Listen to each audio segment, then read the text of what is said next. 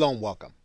The focus of this course are the business reports that you see in the Business tab, where you can actually look at your cash position, you can look at your profit position, and you can look at your asset balance. Now, there is a difference between these statements that you're looking at and those that prepare you for tax time.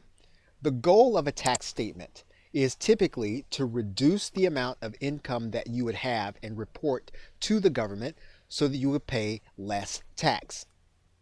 On the other hand, the goal of your financial statements, including the profit and loss statement, cash flow, as well as balance sheet, is to reflect accurately what's happening in your business so that you can make good decisions. There are two assumptions that follow.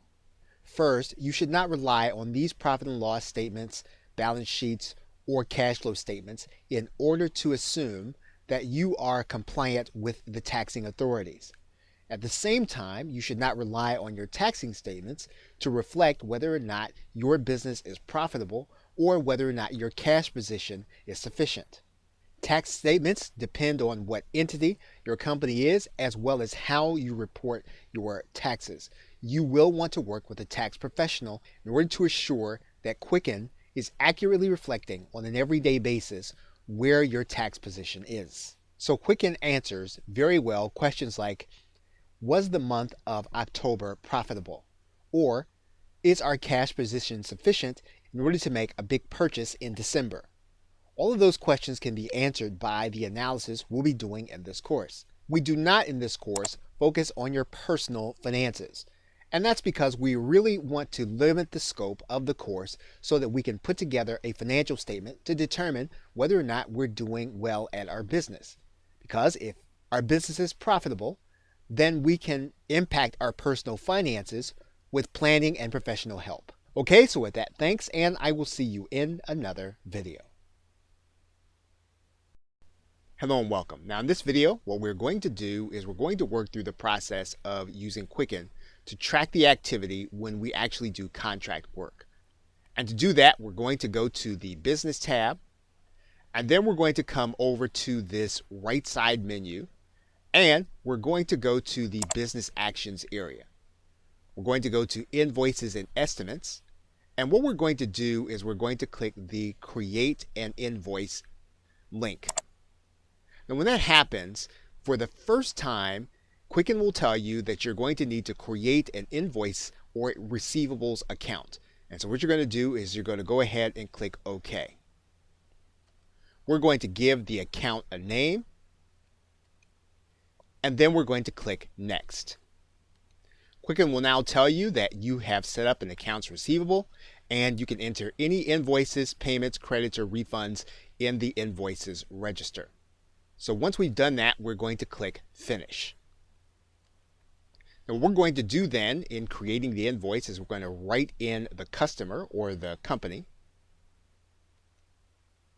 You're probably going to be working with a specific job or a specific project, and you want to write the name of that project in the next square. Now Quicken has several layouts that you can actually create and customize. We're going to use the default layout, and in another video we'll show you how to customize the default layout. You'll notice that the invoice has a number. You can actually change that if you want to something else. You'll note that there is a date that the invoice is sent, and you can actually change the due date so that you can say that the invoice is actually going to be due perhaps 24 hours after it has been sent. So we can change the due date. Once we've done that, we can actually write in to the line item the services that we are actually offering. And so we can write in here what the services are, and we can give it a dollar amount. Now when you create a category for the first time, Quicken is going to give you a menu. You can actually give this a category or a tag. We're going to call this business income. And then we're going to go ahead and write a description in here. Now what's important is that you continue to use these categories in the future. Now we can make this taxable. We can also do it so that it is per item if we want to be a little more detailed, or we do not have to. Once we've done that, we can then click OK. or we can just place in the amount category what we have negotiated. Once we've done that, we can actually also do any other line item that we want to add. Now that we have our invoice completed, we can write a message to the customer. We can then write a memo to ourselves to give us more detail on the circumstances surrounding the particular job. Now, if we have to add in lines for the invoice, we can actually do that. You'll notice that we click in the add lines just in case we need to itemize more. So what we're going to do now is we're going to click the email or send to clipboard. Now, if this is a new project, then Quicken will allow us to create a project inside of its system called Quicken Video Creation. And in this case, we can click No. We don't necessarily want to click a brand new job. Now, of course, if you want to track at that level of detail, you can certainly do so. What we're going to do now is we're going to click Email, Send to Clipboard. We're going to get a dialog box that says Quicken wants to create a new project or job. We're going to say yes. We can actually determine what the project status is, or we can leave this blank if we don't want to go to that level of detail. We can determine when a project is going to be over or when it actually ends. Once we've determined all those things, we're going to click OK for the project. Now, Quicken is going to allow us to send this invoice by email using our default email program. So what we're going to do is we're going to click OK, and then our default email program, in the case of this video, it's going to be Microsoft Outlook. Whatever you're using on your PC is what you will actually have open. We're going to click now OK. Quicken will then give you a warning. You can allow access and then click allow. What's going to happen now is that your default email program is going to open up, and you will then be able to send this invoice with anything else that you want to put into the email. And we can actually open the invoice to take a look at it. So when your client actually gets the invoice and opens it, this is what it will actually look like. Now, in another video, we're going to actually show you how you can customize this default invoice. And once the invoice has been sent, you can click Save and Done. What you would see then is you would see the actual invoice inside of a register for all of your video creation clients. Okay, so with that, thanks, and I will see you in another video. Welcome back. Now in this video, we're going to customize our invoice that we're going to be sending to clients. We're mainly going to work with the default form, even though you can create as many invoice forms or types as you like.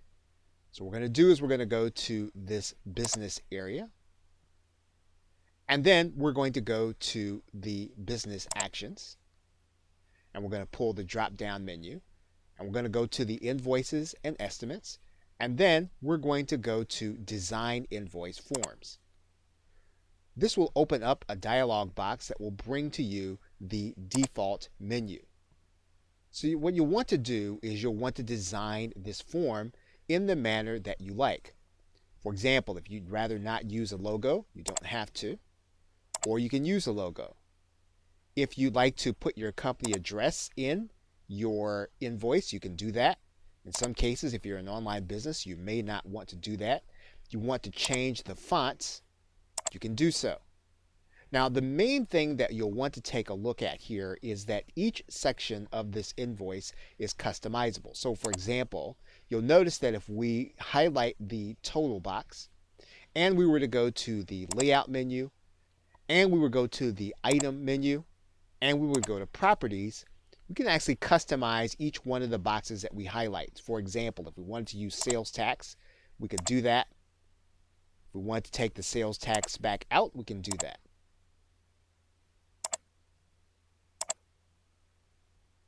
If we want to work with a specific layout in this area, we can do that. We can do that by going to the properties area. And for example, if we find that quantity or rate is irrelevant, then we can take that out of our invoice. And you'll notice here, then we just have a description and we have the amount. So what you want to do is you want to customize the invoice to fit your business. Again, if you're an online business, then the ship to address, that would not be relevant. You can take that out. If you find the logo is not exactly what you want, you can actually go into this box and you can customize it. Or you can decide not to have it at all. The logo will be taken out. Once you determine that the default menu fits your specifications, you can actually go to the layout and then you can click Save. Now it could be that you want to create an entirely new layout and you want to create a second default invoice. You would go to the Layout tab and then you would click New. It would ask you what kind of layout type you'd want. You can do an invoice, estimate, or credit, whatever one you'd like to have. You'd give it a name. You can give it a portrait or landscape orientation. And then you can click OK. And then the same customization elements we spoke of previously would be in place. If you want to take something out, you can click on it, go to the Item tab, go to the Properties, take out Sales Tax again, and you can take out the Ship to address or leave it in. So anything that you want to do with this invoice that fits your business, you can actually do. Once you have created the invoice that you want, you go to the layout and then you click Save. Okay, so with that, thanks, and I will see you in another video. Welcome back. Now we have a case where the client has looked at the work and they have decided that the first portion they are ready to remit payment for. And so you can account for that in Quicken. So what we're going to do is we're going to open up the Video Creation Client's Account Receivable window. And then we're going to click on Category. And you're going to notice that there is a box at the bottom that says Receive Payment. We're going to go ahead and click that link. So we're now going to write in the fact that the client has paid part of the funds, that they did it by check, and what we're going to do is we're going to write a memo in here telling ourselves what it is that actually happened. Now when this check comes in, it has to go someplace, so we're going to work with this deposit window and we're going to place it in our business checking account. And so what we're going to do is we're going to apply $2,700 to the overall invoice, and then we're going to click Enter. So what you'll notice now is the $2,700 reflected on the invoice, that there's a $300 balance. And if we were to go to our balance sheet, we would be able to see this $2,700. And we'd see it mainly reflected in the increase in the business checking account. We can actually go to our income statement and see the same thing. And we actually now see for the month to date that there is a $2,700 sale item in our income statement. Because we are simplifying our statements, we are working primarily on a cash basis. And so our cash flow statement will be much the same as our income statement. And so you'll see that the cash inflows as of the middle of the month are still $3,200 and the expenses are primarily the same. And one of the things that you may have noticed is that our remaining invoice for video creation clients still has a balance of $300, but is currently not on our balance sheet. And you can see that here.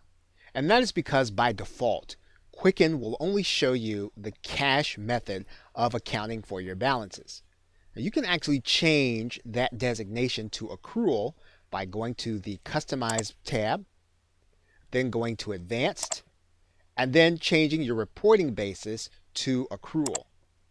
Now again, anything that you want to do in terms of reporting for taxes, you do want to check with your tax professional before you make a change. However, if you're just looking at these reports internally to accurately reflect what you actually have, what you have coming in and going out, this is another way of being able to do that. So we're going to click OK.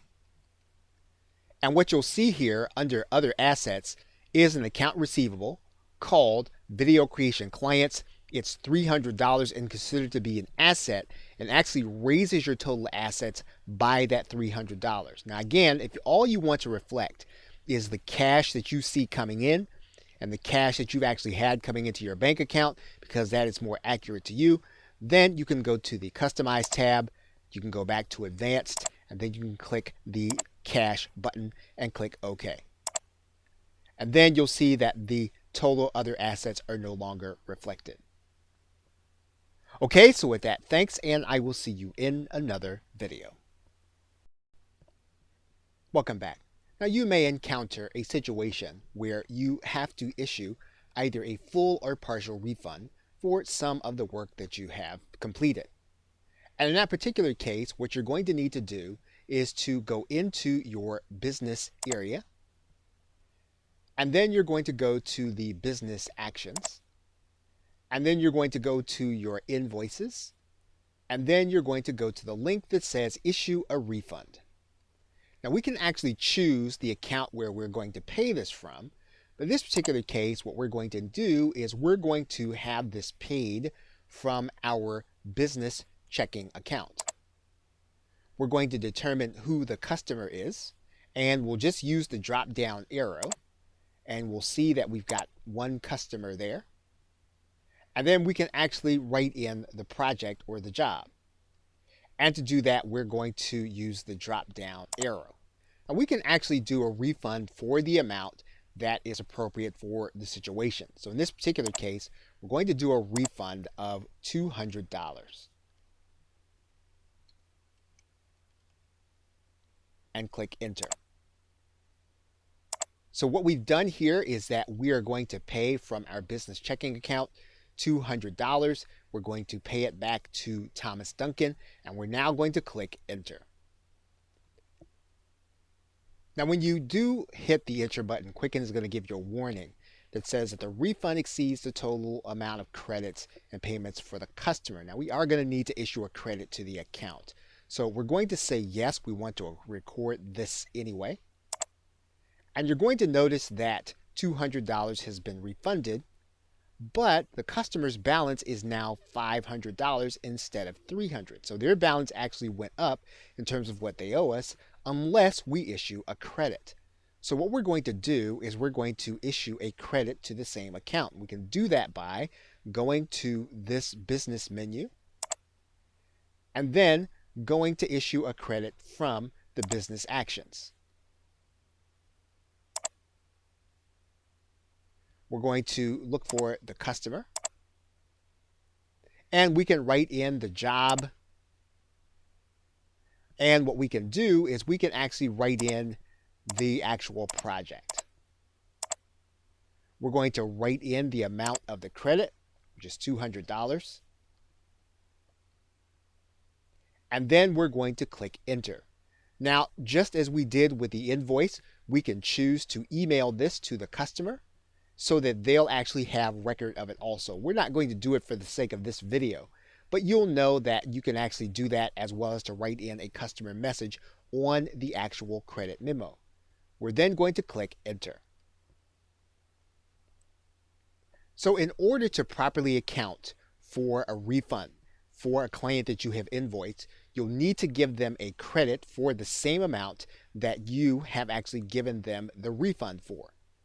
Now, in another situation, we could actually give a credit for more than the actual refund amount, and we'll actually cover that in the next video. Okay, so with that, thanks, and I will see you in another video. As you can see, Quicken greatly simplifies keeping the personal and business transactions that you do separate and organized. And you'll often find yourself in some cases where you'll be using personal funds in order to purchase something for your business. And so when that is the case, you would be using a personal account, and this is indicated here in this account that's called checking to. You'll see that it's not part of the business. And if we go to the checking to, and you'll notice that there is a $700 balance there. However, what you did was you went to purchase books from a bookstore. And you'll notice that these books are going to be accounted for through the business account, business supplies. So we're going to now click Save. Now by default, if we were to look at the reports for our business and we were to take a look at the business account and we were to take a look at the balance sheet, what we'll notice is that the account called checking to, with now $678, is actually considered to be a business asset. And that's actually not what we want to happen. Because this is a personal account, we like to keep this separate from our business assets. And so what we do is we go to the Tools area, we then go to Manage Hidden Accounts, and then you'll notice that there is a box here that says Keep this account separate. We would click that box, and then we'd click Done. If you go back now to your financial statement and you go to the business area and you go to the balance sheet, what you'll notice now is that that account is no longer being counted as a business asset. So in order to account for this properly, what we would do is we would go back to the personal checking account, and you'll see here that the category still says that this purchase was made for business supplies from our personal account. And we could leave it that way and it would be perfectly fine for our business financial statements. However, technically what we did at that transaction was we really transferred funds into our business. And so the most correct way to do this would be to change this category to a transfer to our cash on hand, and then to click Save. What that's going to do, you'll notice, is that that's going to change our business cash on hand account. It's actually going to go up now by $21. So now what we'll need to do is on the 18th, so we'll actually need to then create an outgoing transaction saying that we spent funds from our cash on hand account. And so all we do here is we write in Barnes & Noble. We then write in the correct category. In this particular case, this is a business expense. We would then leave this as $21 that we actually spent. And then we'll click Save. What's going to happen is that we're actually going to have a transaction there that occurred where we had $21 that was actually spent from our business account. But we properly reflected the fact that we actually took money out of our personal account, we put it into our business, and then we spent it out of the business in order to purchase the books. Now again, you could avoid all of that and just do the very simple transaction of making sure that you account for the fact that you spent personal funds for your business. However, the most correct way to reflect this would be that you put money into your business and then you use that money to actually purchase your business books. Okay, so with that, thanks, and I will see you in another video. Welcome back. And as you can see, the client with this invoice actually still owes $300, and that's after the invoice, that's after the payment, that's after the refund, and after the credit. And what we could do is we could decide that we want to issue this customer a credit for the rest of their balance so that we in effect do the work and the customer will not owe us for the remaining balance. And so in order to do that, we can actually go back to issue another credit. And we can do that from the business tab, and we'll go to our business actions. We'll go to our invoices and estimates, and then we're going to issue a credit. And what we're going to do is we're going to issue the credit to the same client. We're actually going to issue the credit for $300. Basically, we've decided to offset the cost of the second part of the invoice which for the sake of this example was called video editing. So we're going to now click enter. You'll notice now that that credit is $300. We would go ahead and email this to the client. We're not going to do that on this video. And what we're going to do now is we're going to click enter. So what you'll notice now is that the client actually owes nothing else on this particular invoice, and they've actually paid everything that they're going to pay.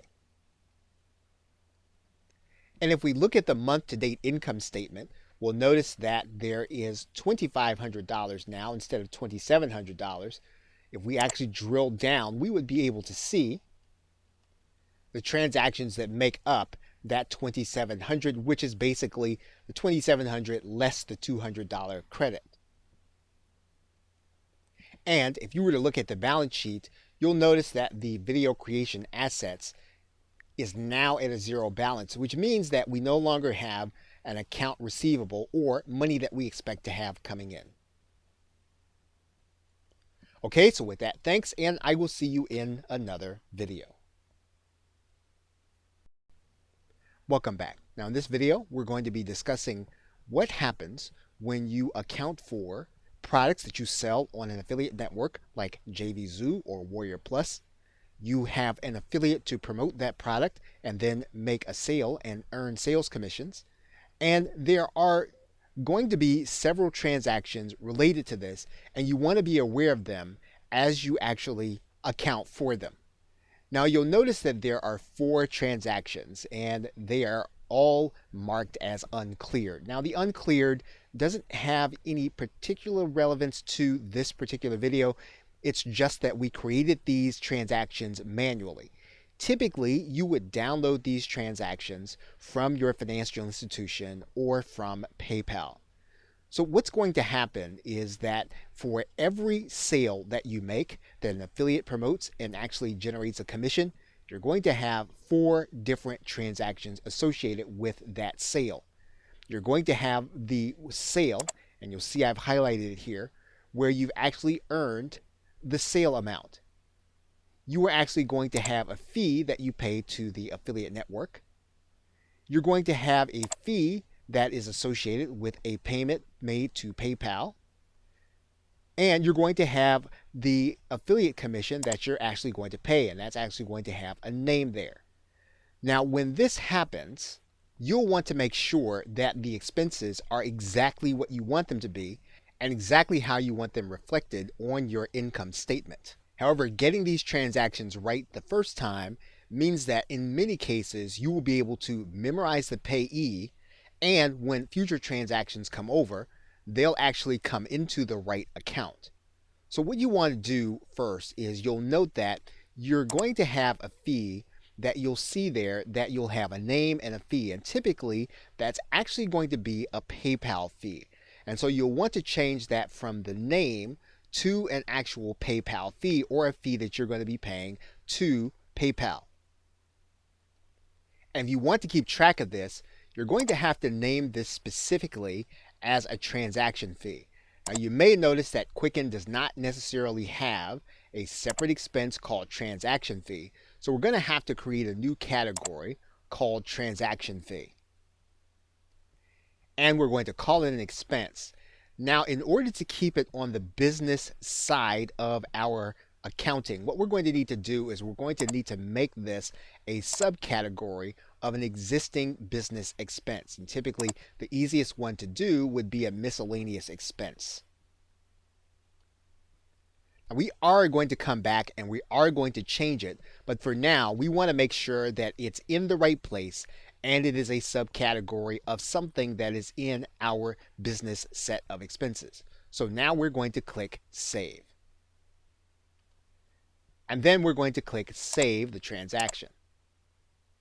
What we're next going to do is we're next going to take a look at the affiliate payment.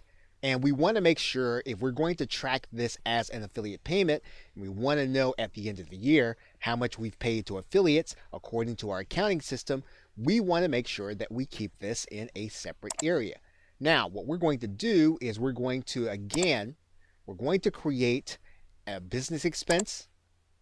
we're going to create a new category, and we're going to create a separate line item. Now again, what we're going to do is we're going to make this a subcategory to start with. I'm going to put this with the miscellaneous expenses for now. We're going to make this a subcategory, and we can actually write a note to ourselves so that we know what it is.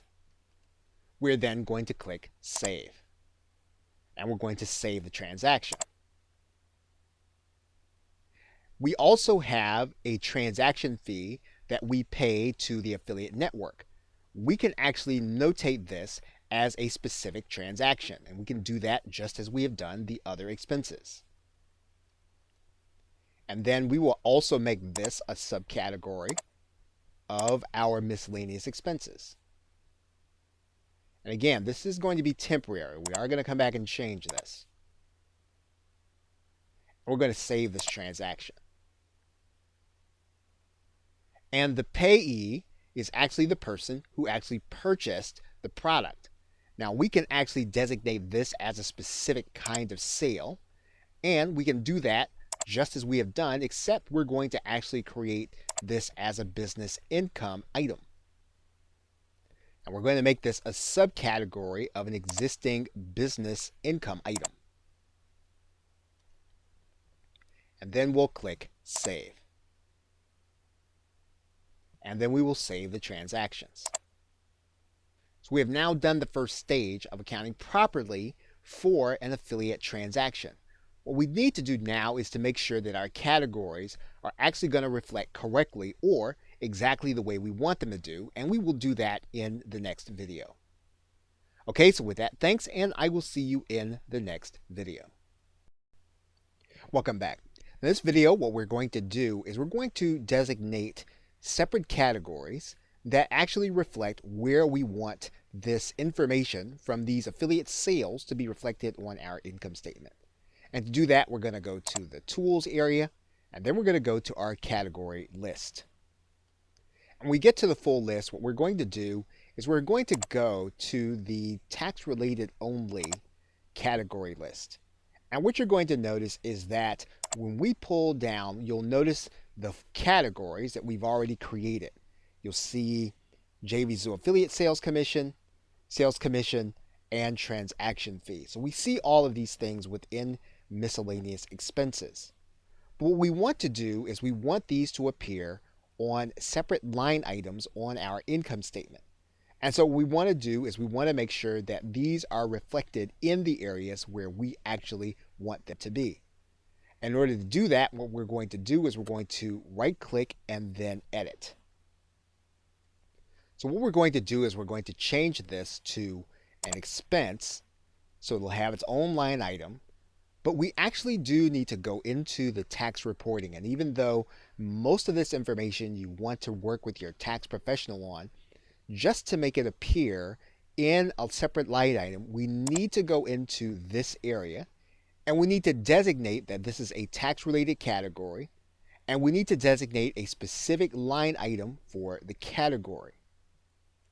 And so we're going to use the drop-down menu, and what we're going to do is we're going to find the most relevant expense category. And typically, you're going to find a Schedule C category, and you're going to use that Schedule C category to turn this into an expense that will actually appear as a separate line item.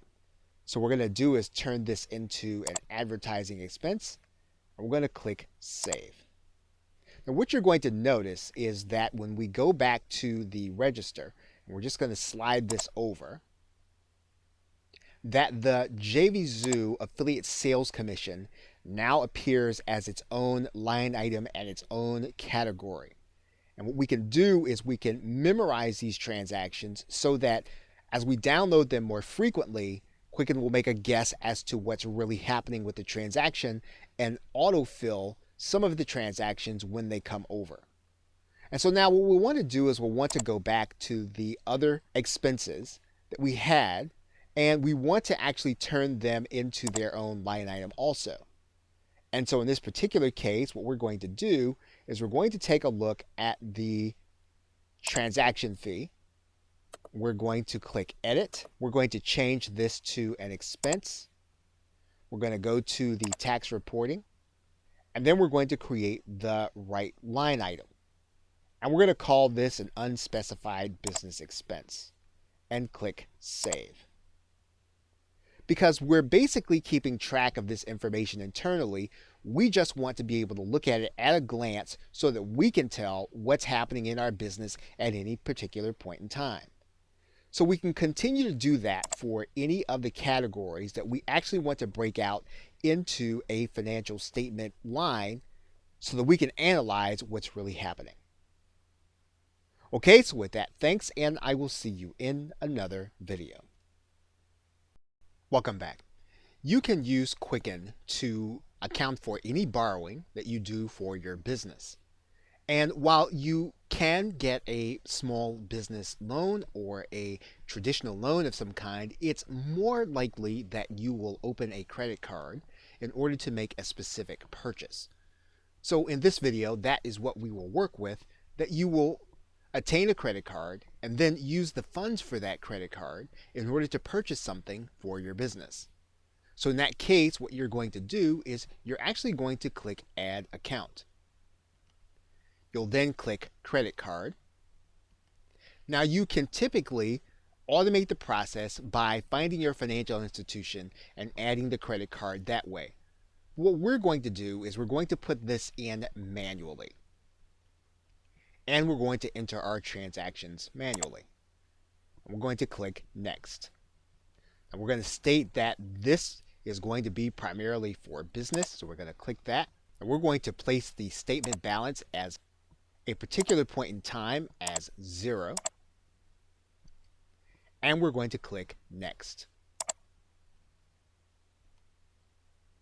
And now we're going to click Finish. And if you were to look at your business balance sheet, you'll notice now that in the liabilities section, there is the credit card to make a business purchase at a 0 balance. So now what we're going to do is we're actually going to go to the credit card account and we're going to make a purchase. So what we're going to do is we're going to now create a purchase for a particular educational product. And what we're going to do is we're going to actually make this a business expense. So we're going to place this in the supplies area. And remember, we can actually come back and we can create a different category that is more specific if we want to track it separately. So we're actually going to go ahead and put a tag in here because we want to place more information rather than less. So we're going to write in a tag that tells us exactly what it is that we have actually purchased. Quicken is going to have us actually write a tag in here, and this is optional. You don't have to do this, but it will help to have in the future. Now, since we used the credit card in order to buy this coaching, I'm going to go ahead and write in what we were charged for the actual coaching program. When we tab over, you'll notice that the amount is going to be $4,800, and we're going to click Save. And so our balance now for the charge account is now $4,800. Now, if we look at our income statement, we're going to notice a very large expense, and that is our coaching purchase, $4,800. If we look at our balance sheet, we now see that there is a $4,800 liability that offsets all of the other assets we have. Because actually, what we need to do is when we have the $4,800, we can actually take from our assets to pay off that credit card. And so what the balance sheet gives us is an accurate reflection of what our business is doing for us or what we need to do to improve our business. Okay, so with that, thanks, and I will see you in another video. Welcome back. When we get the credit card statement, we will find that typically there is a finance charge that's involved. And so we want to be able to reflect that on the actual statement. Now, if you're downloading all that information from your financial institution, it'll actually be brought into your credit card statement. However, we're going to enter it manually so that you can actually see what happens. We're going to write in that the payee is a finance charge. Now, when we account for the finance charge, we are actually going to add this additional finance charge to the actual balance. And so what we're going to want to do is we're going to want to use the category that our credit card is in because we don't want to account for it in our income statement. So what we're going to do is we're going to find the category of our credit card, and we're going to write in here that it's going to increase our category. And so we're going to click Save. And you'll notice now that what happens is that our balance increases. However, we haven't increased our expense category. So let's take a look at our balance sheet. So you'll notice now that our balance sheet has increased based on the amount of the finance charge. But the expense that we incurred actually stays the same because we haven't really paid out any cash. So we have an accurate reflection of what has happened, and now we know where our business stands. So we'll now click Save. And what we're going to do now is we're now going to make a payment to this account. And so what we're going to do now is we're going to go to our business checking, and we're going to make a payment to the bank. The category that we're actually going to make the payment to is going to be our credit card account. We're going to make a payment of $200. And then we're going to click Save. So what we've done now is we've reduced the balance by $200 after we incurred the finance charge, but this $200 is not an actual expense. Okay, so with that, thanks, and I will see you in another video. Welcome back. Now, any outsourcing expense that you incur should be fairly straightforward. And you'll start with the account that you are going to make the payment to the outsourcer from. So if we decide to pay by check or by card, we will write in the name. We'll then need to choose a business expense category to take it out. So we'll need to clear all the split lines here. And then we'll choose the most appropriate category. And then we'll write in the amount and then click Save. And basically, we will have covered everything that we need to do in order to cover any outsourced expense.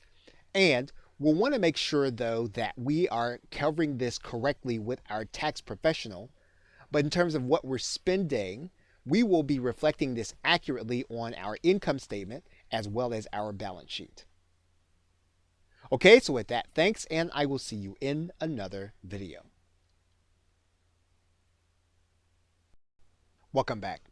Now, Quicken does not necessarily have a function for you to be able to track inventory for resale. However, there is a workaround when you have a retail operation that requires you to track a minimal number of pieces on a manual basis. So we can actually do that by going to the Account button. And what we're going to do is we're going to click the Other Asset category. We're going to request that this would be a business transaction, and we're going to write in the name of the asset. When we do that, we're going to click Next. We're going to pick a date to start tracking, and we're actually going to set the value initially at 0.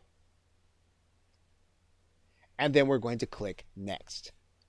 We're going to say, no, there isn't a loan, and click Next. And then we're going to click Finish. Now, Quicken has a rare vase category, and it's now valued at 0. So now what we're going to do is we're going to go to the account that we're actually going to make the purchase of the vase in order for resale.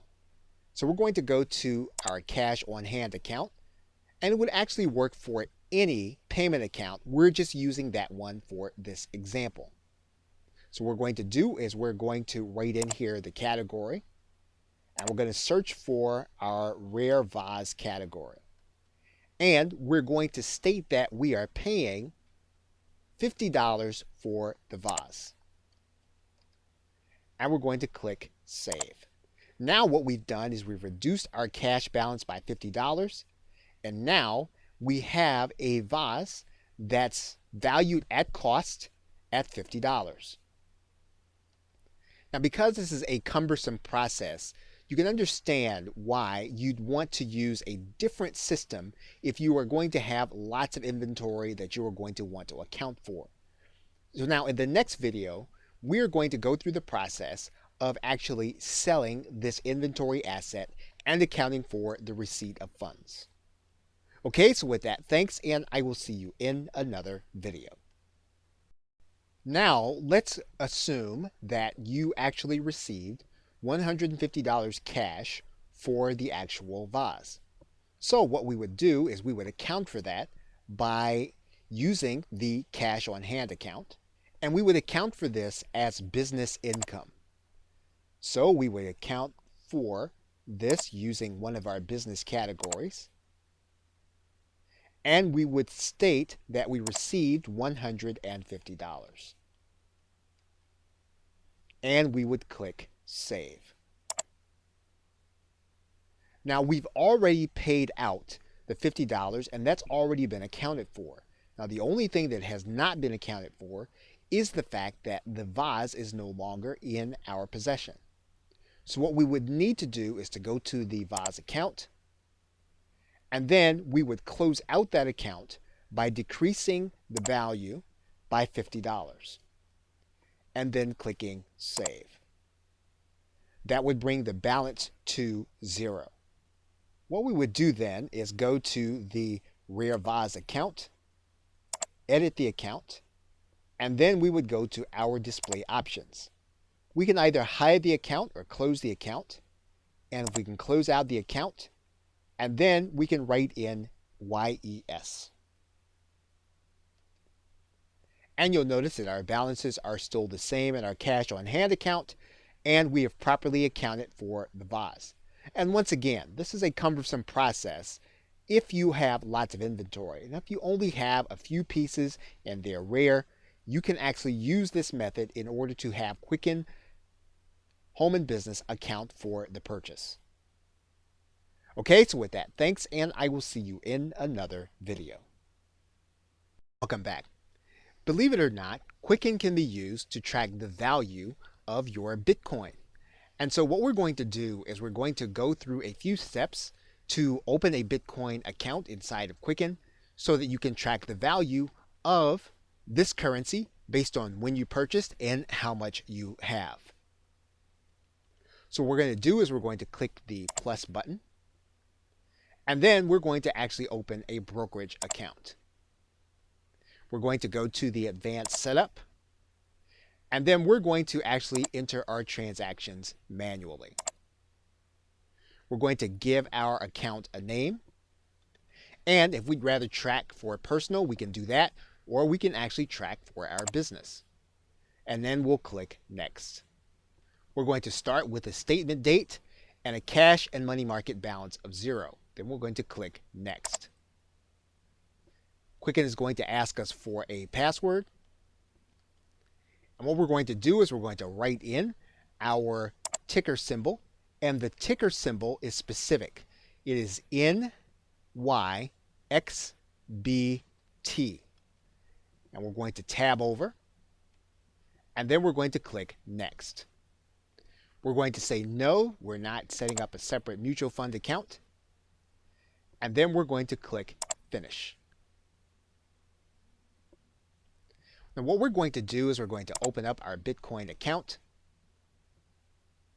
And we're actually going to either enter transactions as of today or when we know we actually made a purchase. So let's do that right now. So let's assume that we purchased 1/10 of a Bitcoin at the beginning of every month since August. So for example, if we go to August, we write the security name, and we write in 0.1. What we're going to do is then we're going to enter and done. Quicken is going to ask us for a password. We're then going to click OK. You'll notice then that according to the value as of this day, that our Bitcoin account would have $790. We would enter another transaction, and we would look for September. We would again write in the Bitcoin index. We would write in 0.1, and we would do the same thing. Enter and done. We would then write in our transaction password, and you'll notice that our value changed again. We can then write in another transaction as of October.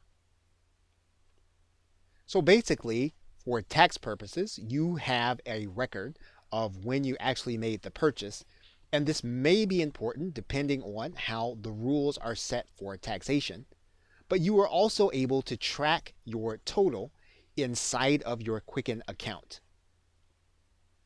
If you now look at your balance sheet, you'll notice you have a Bitcoin investment now of $3,000. Okay, so with that, thanks, and I will see you in another video.